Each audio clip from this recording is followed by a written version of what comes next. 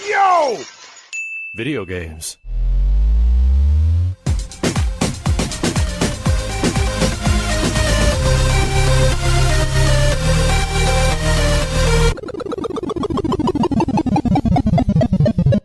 What up, dudes, and welcome back to the YoVideogames podcast. I'm Matt. And I'm Andrew. And once again, the control our generous patrons who've kept us going for nearly 500 episodes. Yeah, if you're interested in becoming a patron at any level, please check out patreon.com/YoVideogames podcast. Dude of the week is Paco. Thank you, Paco. Thank you, Paco. Been a dude for a few years now, so yeah, we appreciate you. It's the quiet before the storm.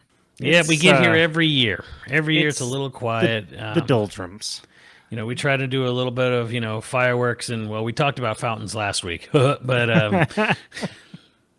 I'm surprised at the amount of people who didn't make that connection. So for patrons, we do side quests, and, most of the time we don't release a side quest to anybody but patrons. But, every now and then we'll get a topic that maybe will be like a good crossover. So we talked about Fatal Fury and marketing. in which which we did a little bit of a... And that's crossover. That's on YouTube as well. And just summarize, like, Fatal Fury as it was, just there was no way to sell that.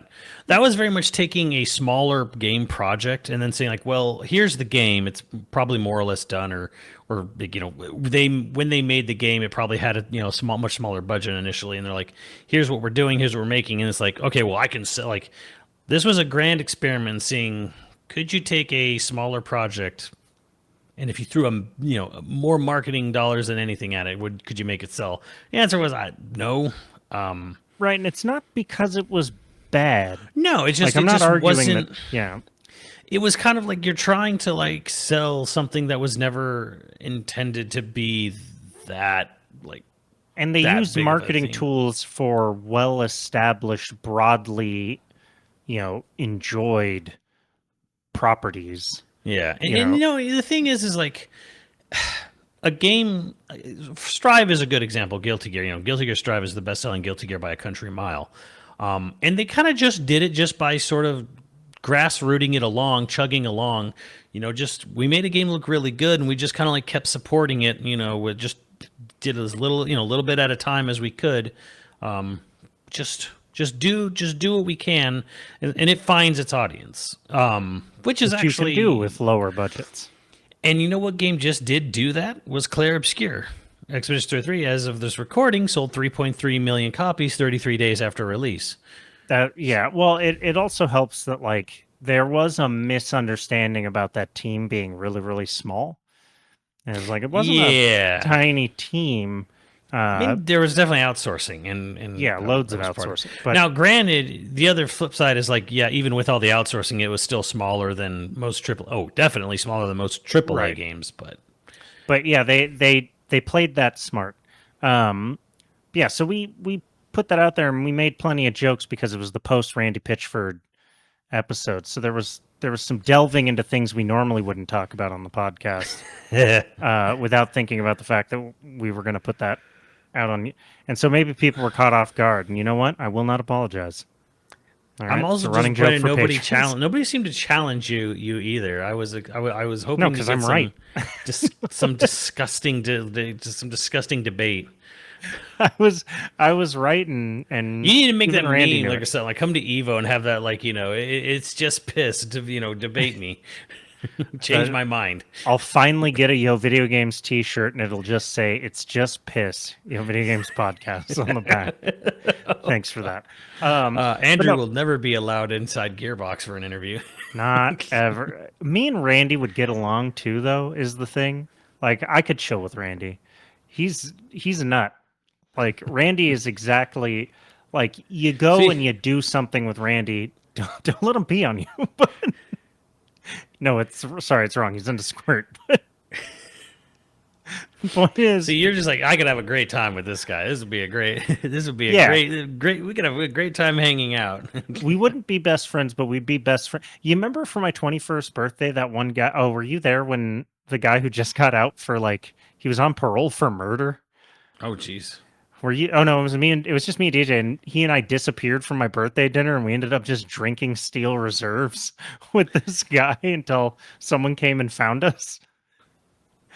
That's what I'm saying. Like me and Randy, like he just got off parole, and we're gonna Is that at the go hang Tony out. Roma's? Yeah, yeah. I don't Okay. remember what casino we were at, but we all got hungry and chose there.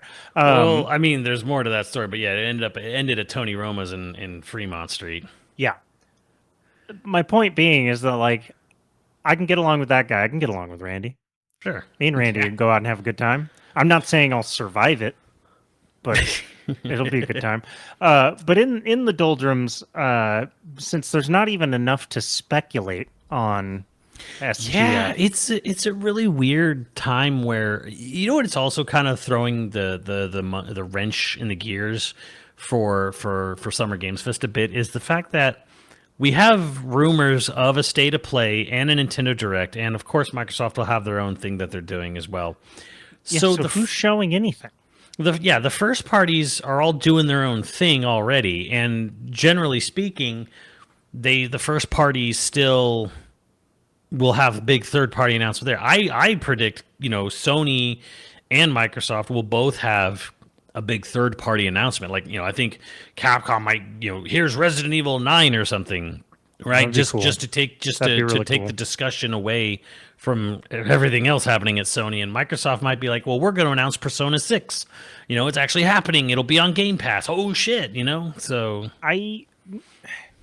Yeah, the thing is like they moved up the dates of Summer Game Fest too this year, right? To be more near the not E3 slots. I think it's a week earlier this year. I think I could double check Like my he emails. wants from last that year, E3 time slot. He wants that E3 slot. I mean, personally, I don't know why he just doesn't want to do an E3 like thing. I think it's because people who do go to Summer Games Fest like the way it is, and heck, the developers like it too. Which Well, that is E3 was not an easy thing to put on. It had a lot of problems, but like Yeah, E3 is yeah. not an easy thing to organize. Events Well, aren't and easy to if it's not organize. him, I still think that someone like PAX or who was going to take over E3, I still think They tried. yeah, I still think there's a missed opportunity here to have a big summer showcase. The thing is, I don't know. Like, speaking of marketing here, there's probably research into this that no matter what you do, like, it's probably not worth the marketing dollars you would spend. Say like they had a big giant public show like a PAX Summer, right? In right in June or whatever, where you would have all these big announcements and big, whatever, and there's a big public showcase and you have big booths and big, pizzazz and all that stuff. It's probably not worth it from a marketing standpoint, because even if you had a lot of people coming, let's say you had like 60 to 100,000 people attending a let's just call it like, not E3, right? Spending those kind of millions of dollars to advertise to 100,000 attendees plus whatever, videos people get from content creators, it's probably not worth it for them, because all the videos that could be made, dude, people will make videos from Yes. just the trailers, and they're going to get as much exposure But as they would anyways. Here is where it is worth the money. They can control who gets access easier. That's kind of feels like what's happening already. Right. So if part of the reason that E3 was great, but also just like horrendous, is E3 sort of put all the onus of access on the developers, right? They were gatekeepers more to the developers than they were to the media. If you could prove you were media of any size, you could get into E3. And a lot of the time, that turned into huge amounts of people who weren't necessarily industry specific people getting in. But now, building a new event Yeah. instead Well, of using legacy stuff, now the developers, or through Jeff Keighley specifically, if Keighley's the one doing it, he can curate they can control the first language. Well, I mean, that's this used is, about the and game. it is from developer side. It's from Right. It's from the game. It's not Keeley himself, but like it's from the game publishers side who they kind of decide. And I've been vocal. It's cool if they want to do it this way, but I've been vocal about like this sucks for everyone who's trying to get off the ground, like hardworking individuals who are trying to create, their own channel, their own content, and they don't have connections because you're just starting out or you're just young, you just turned 18 or whatever. And it's so hard for them to get anywhere because all of the doors are closed and locked and, secret handshake and whatever. And that's why I'm like, we need something closer to what E3 was at the end, just better handled. Now you could argue PAX is kind of like that. You have things like Gamescom in Europe and whatever, but I don't know. It seems to me the problem even with PAX is great, and PAX is great, don't get me wrong, but it's more of that PAX doesn't really do announcements, right? There's no opening night live for PAX like there is for Gamescom. No, they don't do new game announcements. There might be, brand new trailer for announced thing at PAX, maybe, but usually not. Someone's got to convince others, like, hey, you should do announcements at a show like PAX or whatever. But again, I think Nintendo kind of screwed this for everyone when they kind of showed off the idea that, like, you just put this on YouTube whenever you want, pay nothing. Yes. It's, really that event was about prestige and getting, well, no. That event was about the salespeople, distributors. Right. E3, a lot of people don't know this. People, like, E3 was primarily for sales, was for retail. Yeah. Was for retail unit people to go and get sold on something so they would order certain amounts of shipment for said product. That was actually number one reason. And that is actually why the booths and why the demos and why the type of flash and swag they had, that's what that was geared toward. It wasn't geared towards media. Yeah, and media was second. Yeah. And then later, third, they started adding public in. But, like, people don't know this. E3 originally was for retail. Mm-hmm. So hence why it's dead. But which is why it was set up like a old school car show. Yeah. or like why AWS reInvent when I worked it one year and I walked around the floor and stuff, very E3 vibes, like tech, but selling selling to distributors and selling to clients. And funny thing is, I love the old car show vibe. Yeah, it was. I don't know. It's weird. It was weird and cool. But again, so we don't have a lot to speculate on there with that. So we're gonna talk about something evergreen. We're gonna speculate instead on where is the new hub of gaming. Maybe it's the hub for like what type of mythology or what type of stories are gonna get told. Yeah, I mean, what settings are gonna be used. I guess the example is, of course, in the 90s and early 2000s, everything was Japan. And then we moved into everything was, there was a point in time in the 2000s where there was like a samurai game being made like every other day. Yeah. There was like this weird thing where like Japan itself had run out of ideas. So they're just like, I don't know, samurai game. Or they would be like, we're going to set this in, I think in the mid 10s, a lot of things became about old school Europe. Yeah. You had old school Europe.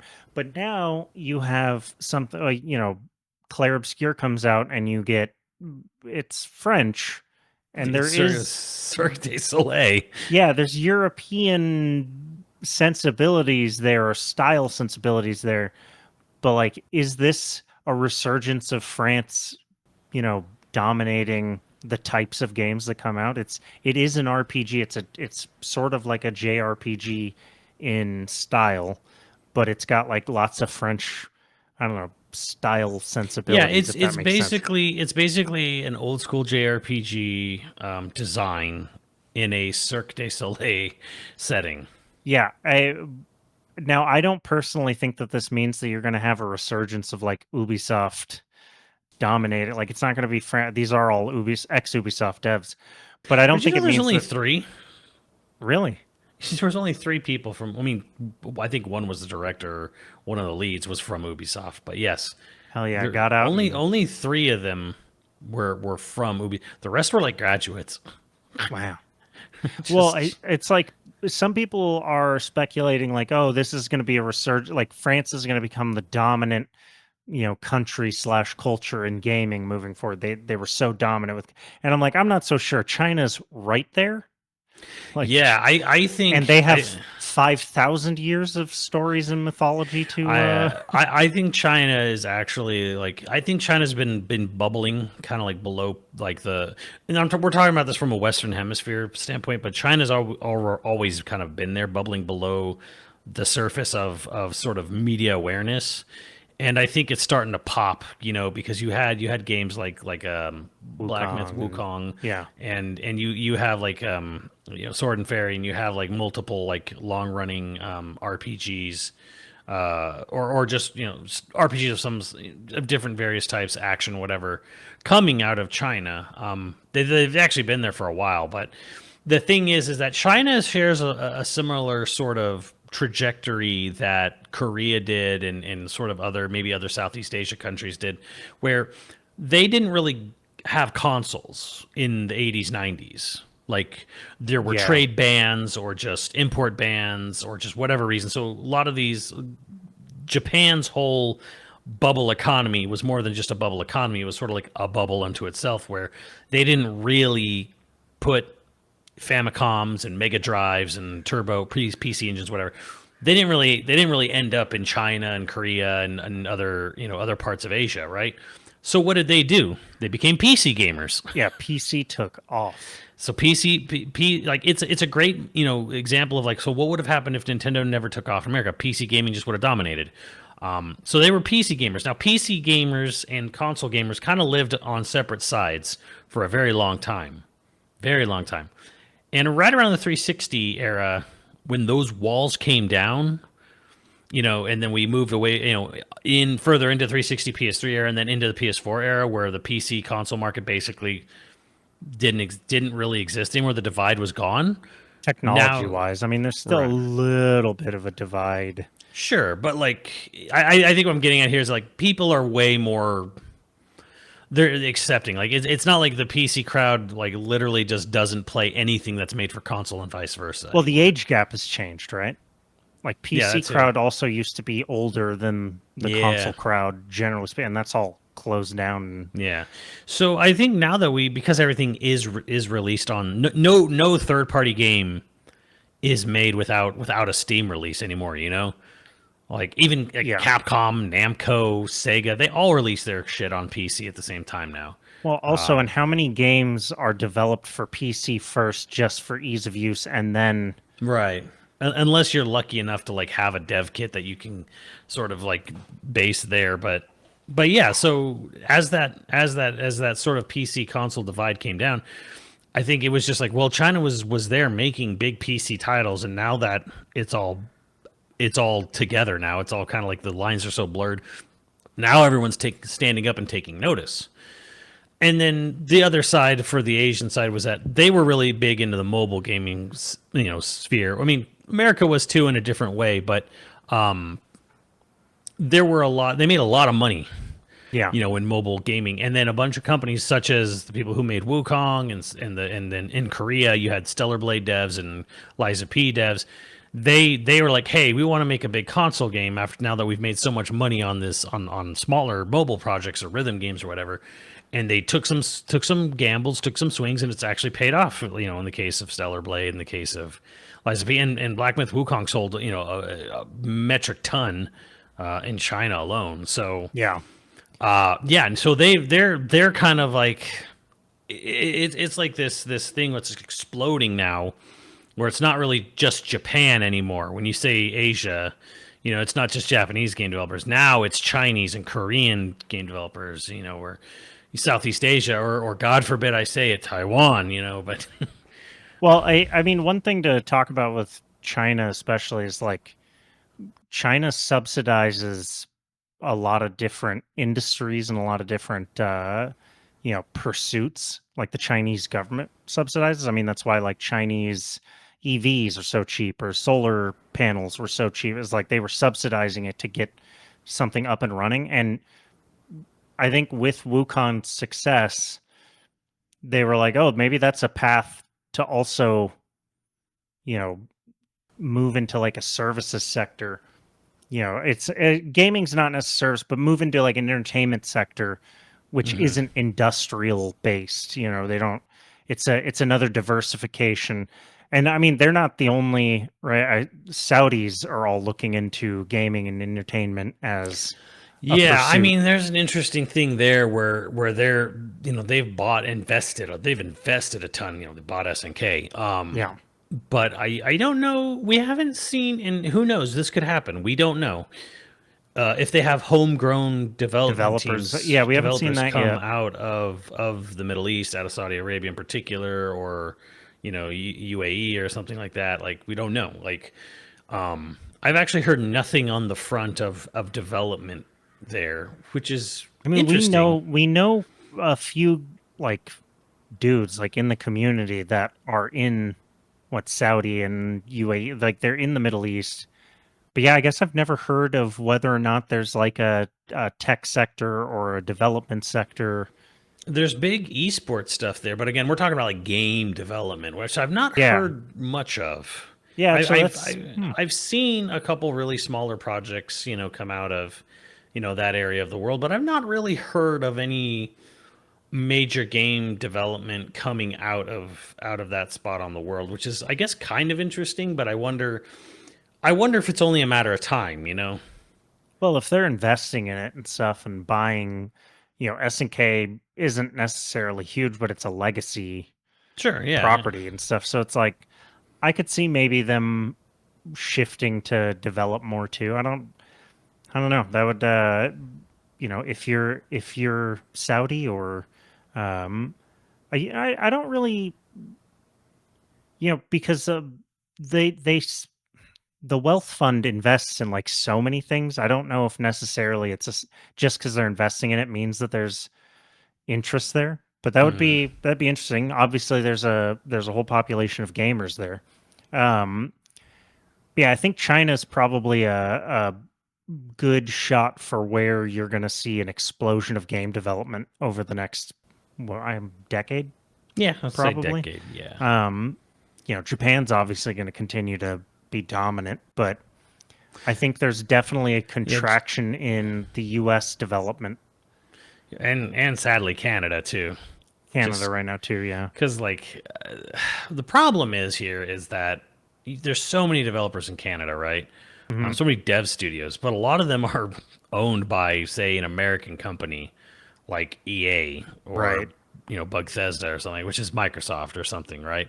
I'm trying to think of or like heck, Embracer, which is still European. So And still going I guess. somehow. Uh, you know, I don't know that like this is all to say like I don't know that we're going to see like a huge explosion of France.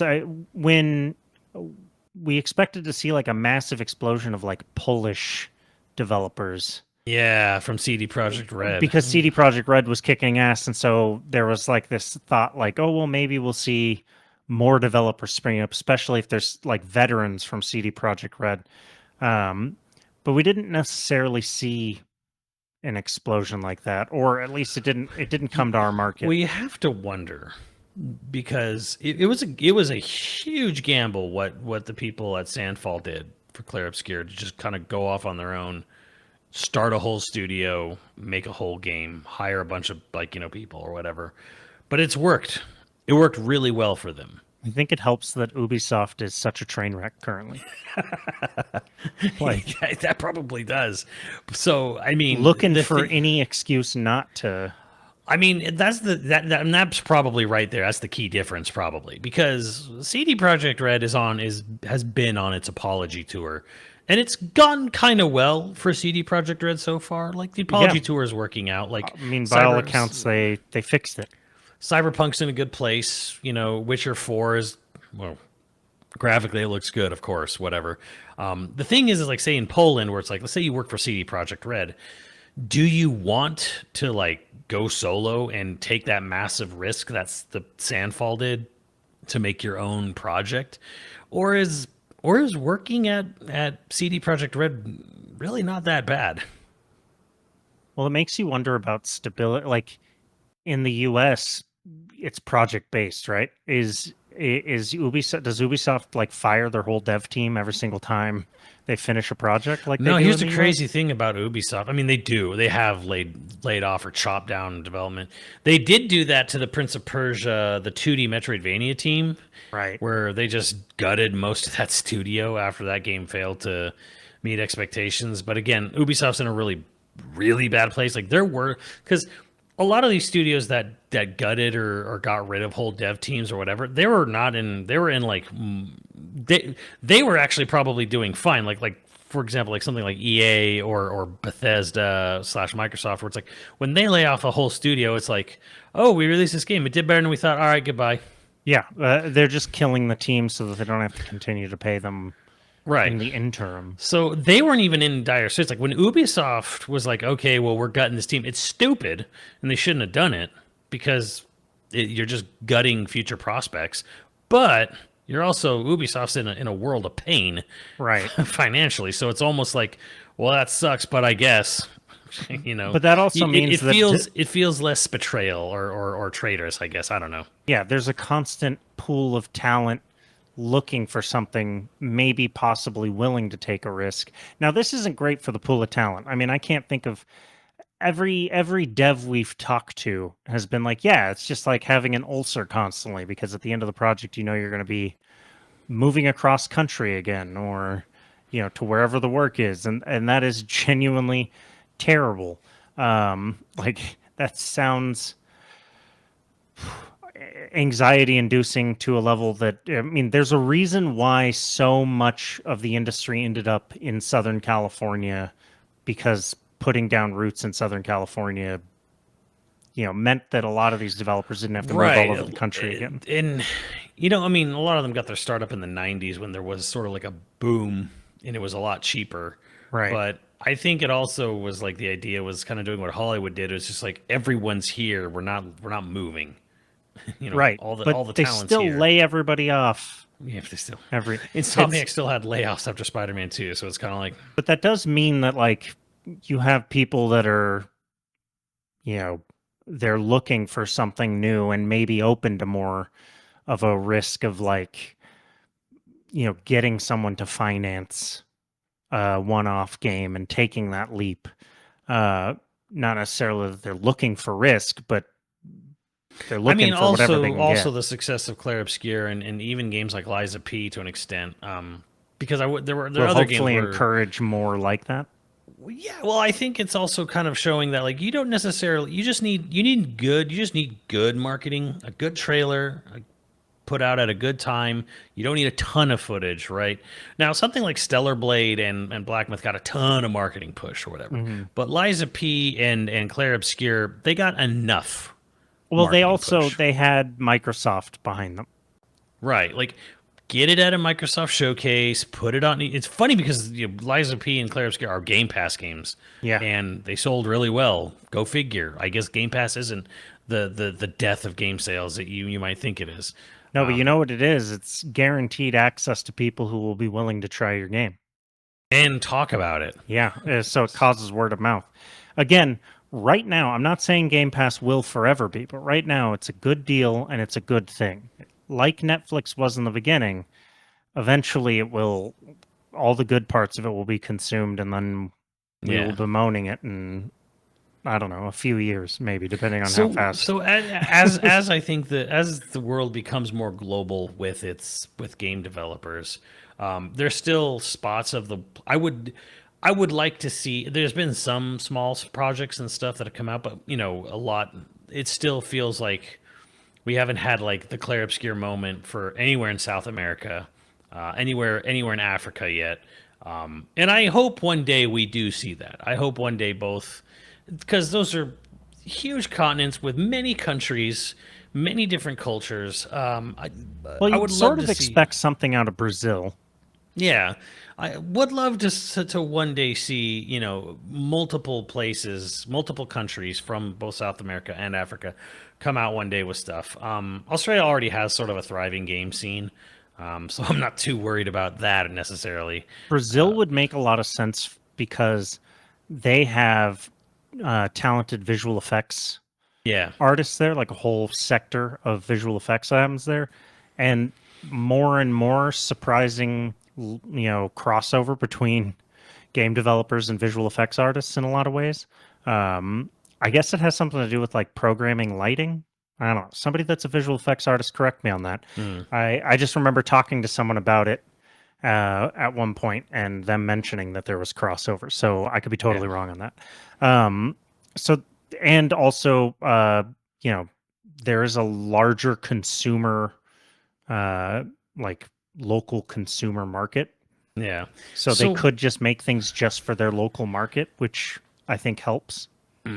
There's a lot of people living there, so Yeah. You know, I don't know, you know, I don't know necessarily what the demographics of people playing games, I don't know if it's like a broad sector because I don't know enough about Brazil. I would be Yeah. lying.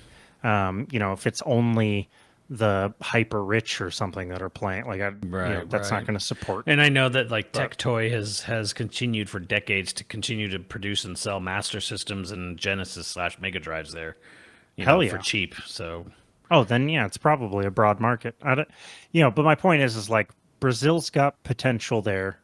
Mexico obviously has potential. Like they have good education, good like. I'm still waiting on that amazing looking Mariachi Legends game. So, Well, like there's real potential for like, you know, God, at least Mexico, at least Brazil, but like both Central and South America have like real potential. I would love to see Mexico show me a game that doesn't have the Hollywood piss filter. I mean, to be fair, they're not the ones putting. Here's the thing, guys. Like, I have been to Mexico. I think you've probably been to Mexico. You've been to Costa Rica. I know that. I've been to Costa Rica, yes, and Belize.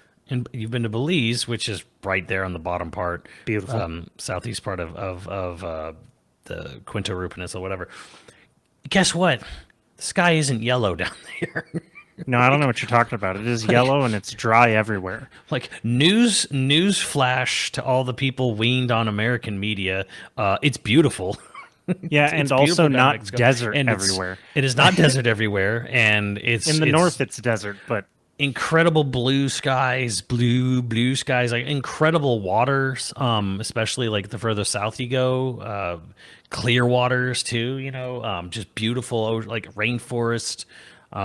Just insane stuff down there. Beautiful, and it's not yellow like the everyone in Hollywood that ever made a movie about Mexico apparently only ever went to like the very outskirts of Tijuana where there's desert, and they looked at Tijuana from the American side of the border, or they just looked at they didn't even you know what it is, they just even went look to at El Tijuana. Paso.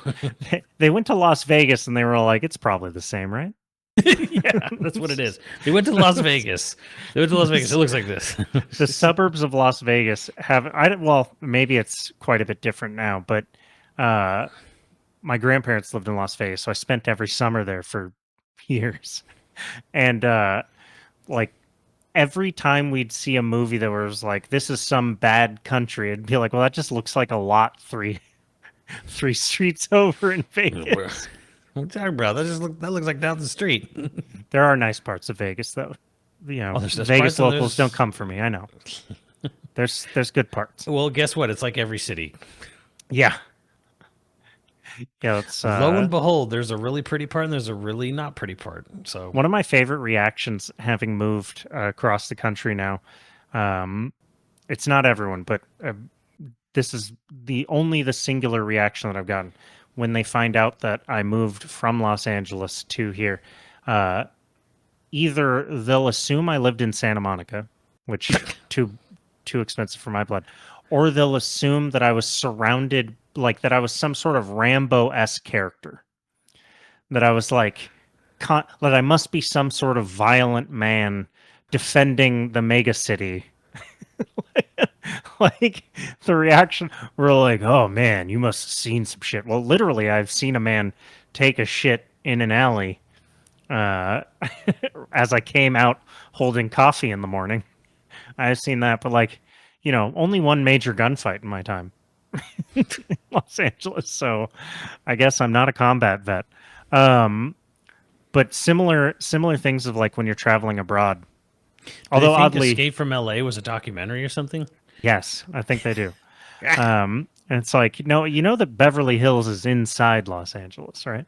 Culver City's Yeah, there. like it's right there. Like there's all sorts of really beautiful parts of LA. There's absolutely dozens, maybe not dozens, of beautiful parts of Las Vegas too. A few.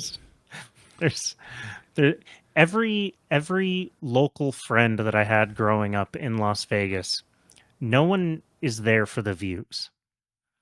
They're there for this like outlaw feeling that they get living in Vegas. You know what? I just was in downtown Vegas like very recently, very very recently. Yeah. There's been a lot of like build up or like renovation.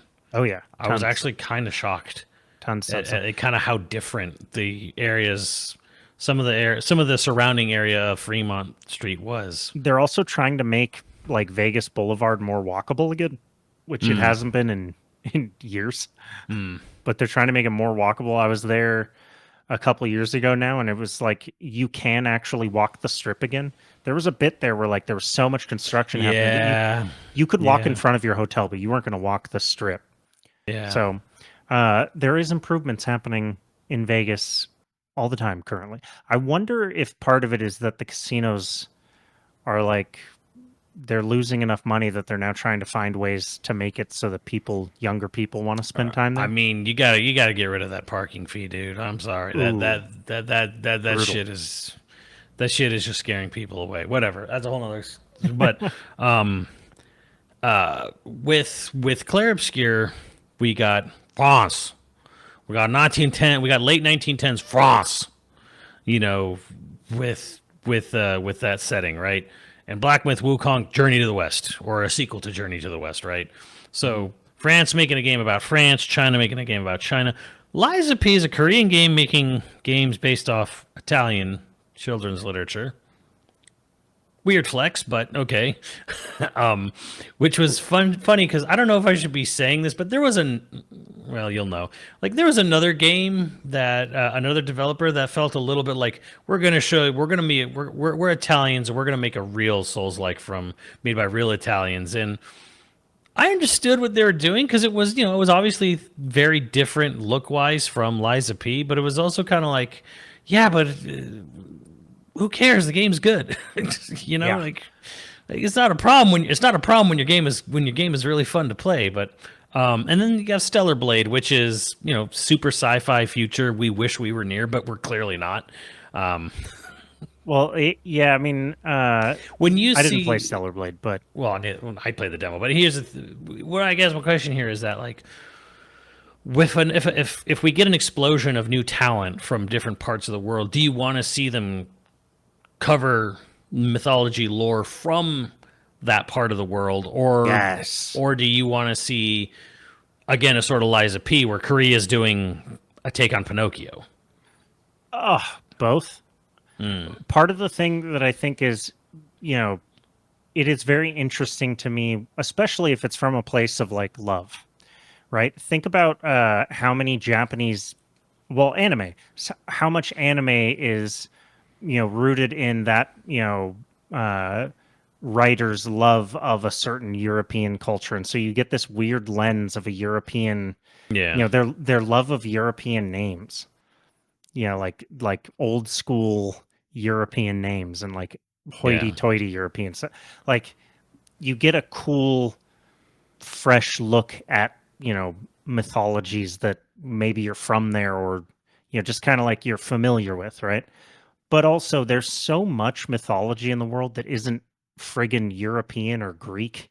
I guess Greece counts as Europe, but like you're talking like medieval France, medieval Europe, medieval England, France, or you get like or ancient Greek, Yeah.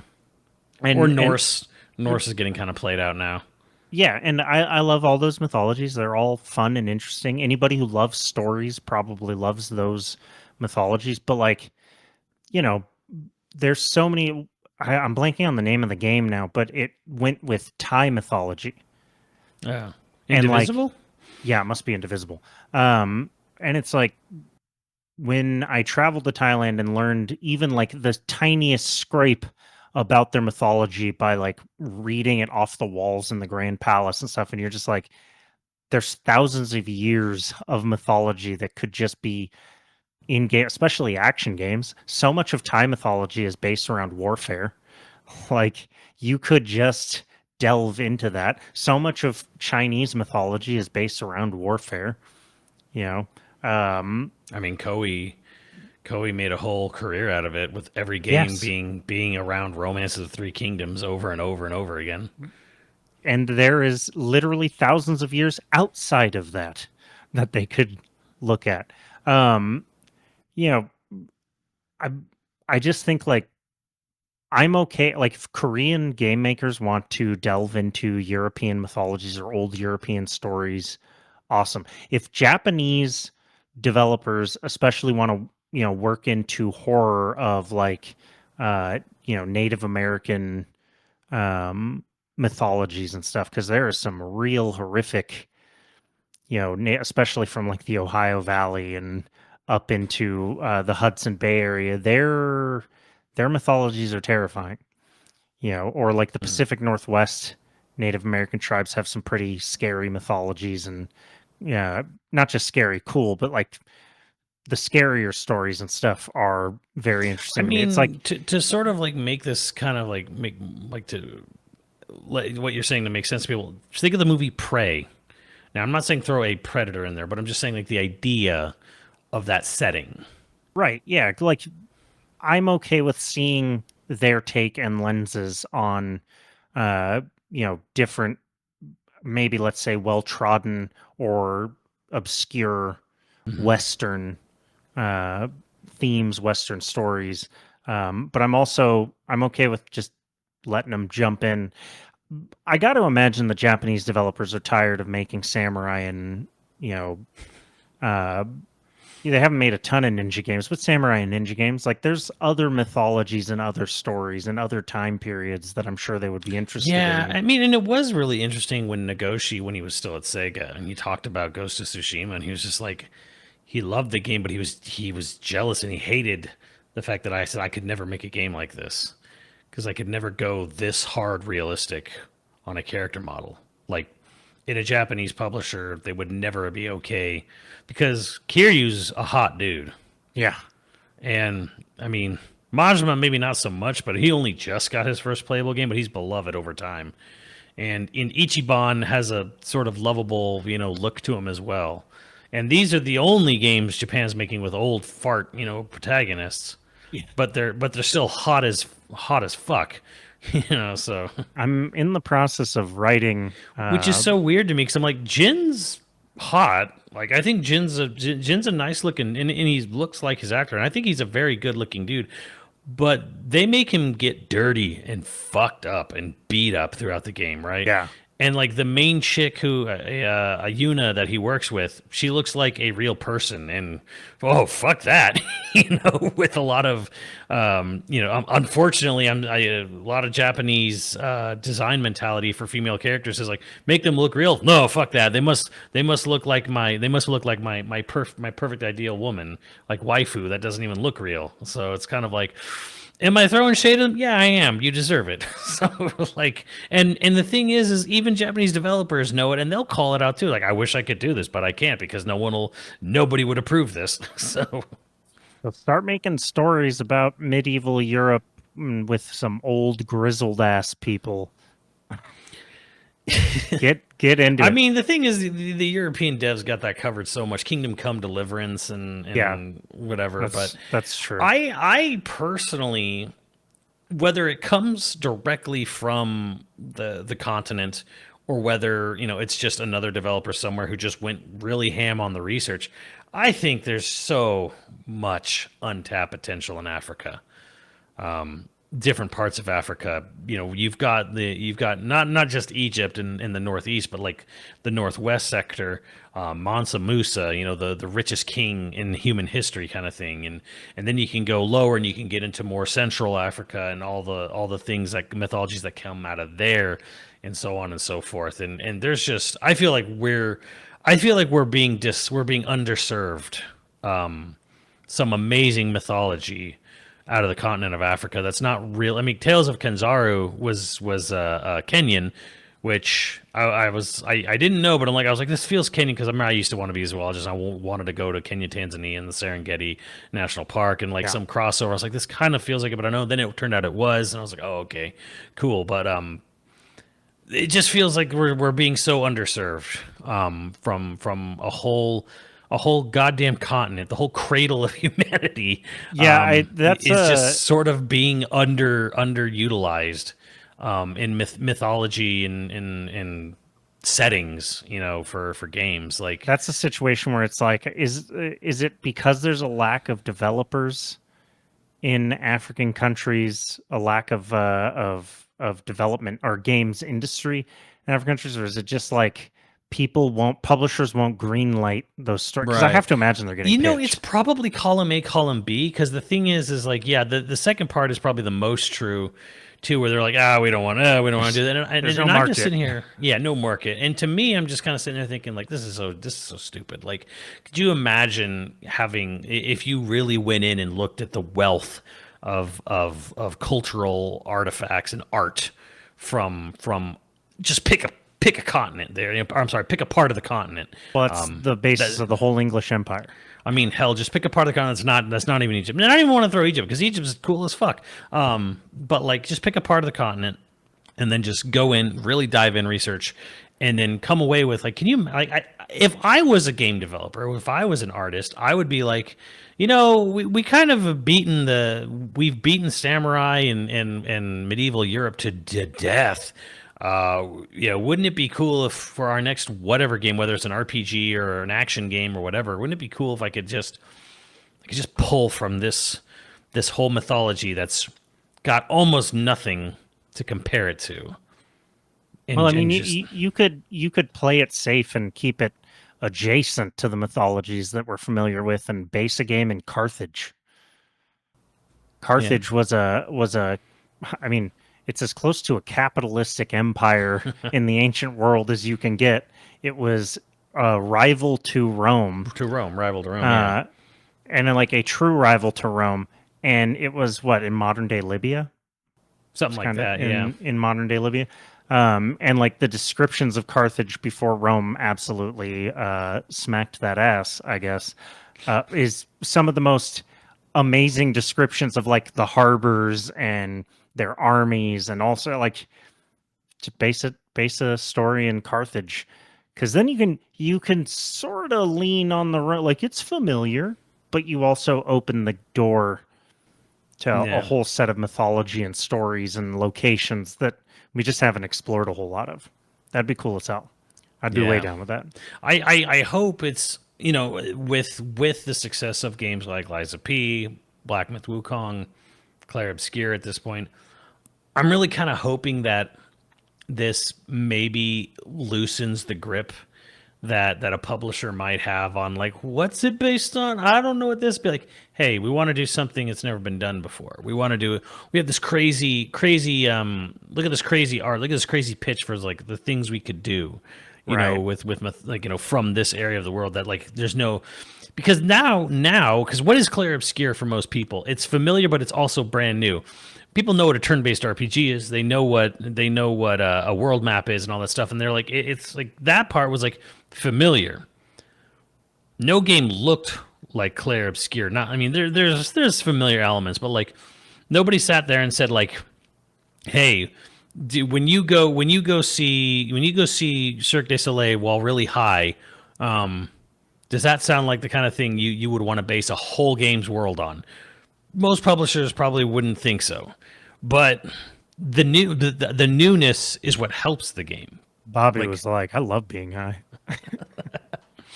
But he's retired now, so Like, no, because there's been dozens and dozens and dozens of games from Koei alone about Romance of the Three Kingdoms and Journey to the West. Yeah. None of them were successful, like on the level that Black Myth Wukong was. And is you that know, purely because of the marketing push, or is that because Black Myth Wukong was just because it looked the way it did? Yeah. Because Koei never had that success, so Koei never had that kind of money. Yeah. Right? Like they never had the ability to like pump that kind of dollars into making a game look that good, right? So the thing is like if you were in any other part of the world and you said, I want to make a game that's based on Journey to the West, I want to make the best looking game ever. You know, give me the budget to make something that's beyond anything graphically. No publisher would Journey to the West. Nah, what's that? Was that a Monkey King? Like that's stupid. Like, you know, Dragon Ball. Duh. Like, you would never get it approved anywhere else in the world. But China will approve it because China's like, okay, well, this is our culture, this is our mythology, which is why maybe you need a game with money funded in South America or from Africa to get the approval to sit there and make, okay, well, let's make a game based off of this classic mythology, because most of the other publishers around the world are going to they're going to like hem and haw about like, oh, I don't know what this is. I've never heard of this, because everyone wants the safe bet. And everyone wants the sure thing. Well, and we're seeing the fallout of the safe thing with Fair Games and Marathon and Concord and all these other things and all these safe bets, all these sure things, all this, they're all flopping. And what's succeeding is the weird ass Cirque du Soleil RPG, the Journey to the West action game, the Pinocchio Souls-like. Stellar Blade's just selling on ass, but you know. And ass always sell. It is always a safe bet. Well, the gameplay is good, and for everything I've heard, the gameplay is good. If the gameplay wasn't good in Stellar Blade, I don't think it would have taken off at all. If the gameplay you gotta have faith in the ass. If the gameplay was as ass as the ass, it would not have taken off. Not as a $60-$70 game. Nier sold purely for ass. No. It did. No, I only played it for ass. If Nier didn't have gameplay, it would have been like the first Nier or Drakengard, a complete utter flop. If I'm being honest with you, I didn't even play Nier for the gameplay. I played Nier because the writing was good. Yeah, exactly. The writing's not good in Stellar Blade. I'm sorry. But that's why the ass is so good. You can only have two of the three. You can have good writing, good gameplay, or good ass. Well, that's the triangle, the perfection triangle of Nier Automata. It's got big ass, it's got good story, good gameplay. Stellar Blade's like just like it's a house without a floor. I was thinking about like we've seen a few games come out of Spain, and we're near the end of the episode, so I don't want to derail too much, but we've seen good games come out of Spain, but have you noticed like we haven't really explored a whole lot of like Spanish mythology, Spanish history in games? It's a little sad too because Tequila Works went bankrupt and they auctioned off all their IP. So the only one there right now is Mercury Steam, and they did Castlevania and they did Metroid, and that's been their go-to lately. So it's kind of like. And there's a whole lot of history in Spain that would make for interesting stories, not to mention, mythologies and... Shit, you could have just made a Pan's Labyrinth, like, sort of eco-stealth-like game around the Spanish Civil War. Well, the Spanish Civil War would just be an interesting time in general. I mean, it's a darker subject, but, it's there. Bro, come on. This would be very... I don't know how you do this without being politically charged, but... The fucking the Muslim invasion through Spain they make movies about El Cid all the time, and wasn't he the guy that like drove out of not Castile, it's the north or I don't want to mess it up. Well, there was the one invasion that got all the way up to France, and they got to push back because of the invention of the stirrup. It's a weird thing I remember about history. So it was like we're like, well, what do you mean the stirrup? The stirrup was able to let soldiers stay on their horses Yeah. instead of getting knocked off so easily, which they were able to actually use to their mounted cavalry was able to stay mounted Yeah. and was able to actually stop the flow and push people back across the Strait of Malacca, not Malacca, sorry, Strait of Gibraltar. Right. It also let them guide their horses and steer their horses better Right. with just their legs and stuff. Yeah. So they're I mean, probably not, probably a little too politically charged unless you wanted to try to do something Kingdom of Heaven-y, but Well, even Kingdom of Heaven was pretty politically charged. well, Just yeah. not in the way. I think you can do politically charged. I just think you got to do it like director's cut, not theatrical. You Like- can do it. Look, you can do whatever you want as long as it's good. Bro, okay, it's a cheesy as fuck film, bleh. But like doing a crazy Dark Soulsy action game off of Season of the Witch, which in Yes. hindsight is kind of like a weird Souls-like film that's Wait a never sec. been Season of the Witch is quality B film. quality B. Yes, quality B. Ron Okay. Perlman kills it in the role. Yes. Look, this is a problem with modern. Everyone expects every movie to be a blockbuster, instant classic or total crap. But the B movie holds a very important part of filmmaking history. Okay, B movies can like seriously fuck. And yeah, you got to get past some like cheesiness and a little bit of lower budget. But like Soldier is a B movie that basically was Halo's John 117 as a character in that Proto movie. Halo. Yeah, and it is clearly it's got to be an influence on John 117. Todd 3457 or whatever the hell is.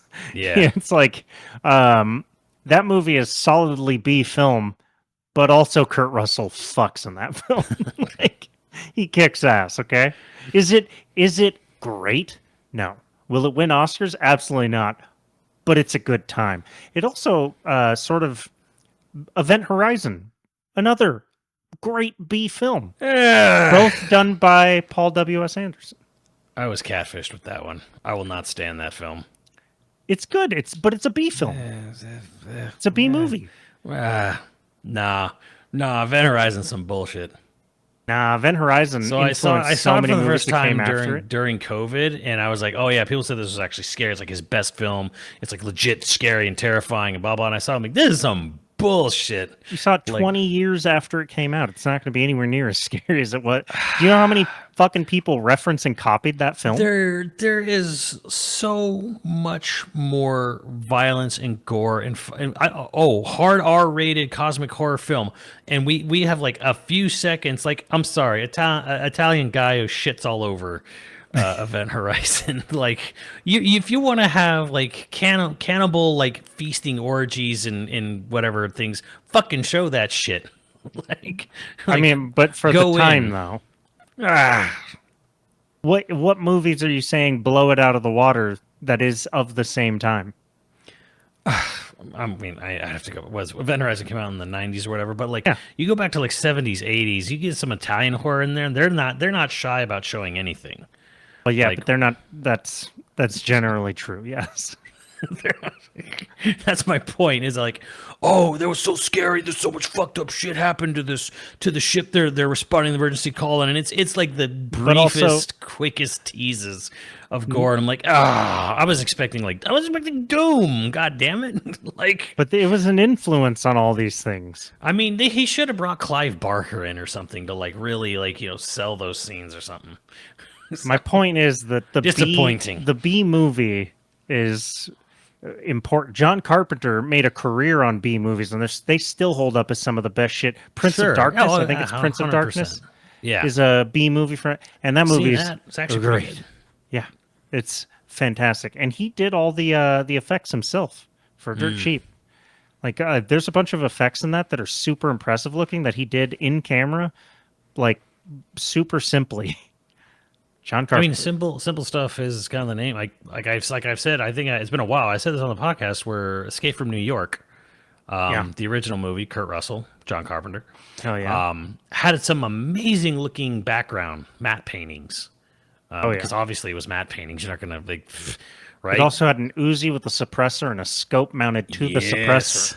So you know who did the background Serious matte paintings? silence. Not all of them, obviously, but you know who did the matte paintings on Escape from New York? No, James fucking Cameron. that makes sense. Yeah, because he was a matte painter He for. was a matte painter. He matte painted the background, some of those amazing looking background shots in Escape from New York, and they still look good. Hell yeah. Matte painting's a lost art for film. I'm very much convinced. Cameron has he has interviews where he talks about his first job working for that one producer, and got his first shot, and the producer was like, "Great, but you only have $5,000 for your special effects budget." So he's like, "I went and I got a bunch of fast food containers, takeout containers, and I made the texture of the spaceship walls by just gluing them to the walls." Yeah, And he's like, and it looks like this bubble wrap padded thing, and it's just fast food containers spray painted a different color. And you're just like, yes, this is B movie genius. It's quality. But yeah, like getting all the way back to Season of the Witch, like that's a movie where it's a B movie, but it's about two knights really good at their job in the Crusades. And then they find out the Crusades are just a complete fucking sham. Yeah. As they were.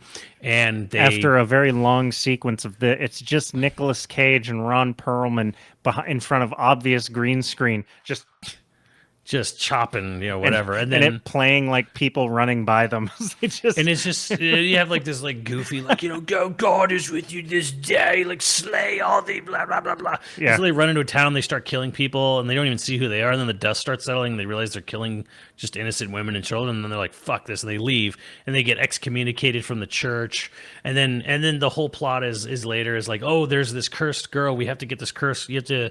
who they think this witch is like super terrible. They got to take this girl in a cage to like this abbey somewhere, and then there's this whole twist where it's actually a demon, a real ass demon possessing. Yeah. And then there's a whole fight in a monastery full of like all these dead bishops and priests. And Ron it's like this Perlman big goes down hard. He headbutts a demon to death. Like, Yeah.